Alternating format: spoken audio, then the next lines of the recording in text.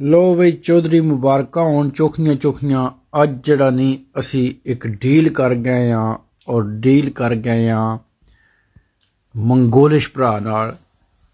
Wie heißt du denn? Nacha. नाचा Nachumbayer. नचुम्बायर नचुम्बायर ना चौधरी साडी deal ये हो गई जे कि जिहड़ी साडी दुकान बंद ना ही पई। ए वेख लो मोहम्मद अशरफ मठियाई खा रहा अज खुशी दी कि नहीं। ते ਉਹ दुकान जिहड़ी है चौधरी इत्थे दे नाल रल के ना पार्टनरशिप ते ठीक है ते मंगोलिश रेस्टोरेंट पे खोल दे जे। Wir öffnen bald hier mongolische Restaurant. Genau. Richtig? Genau. Das ist unser Deal. Inshallah.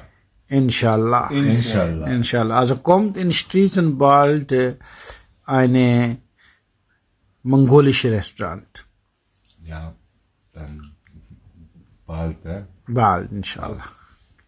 Inshallah. लो जी चौधरी मंगोलिश रेस्टोरेंट पैसी बनांदा जरा बखैर रखे ते ए बंदा संजान लो चंगेज खान दे चोई जी रिश्तेदारां चो जे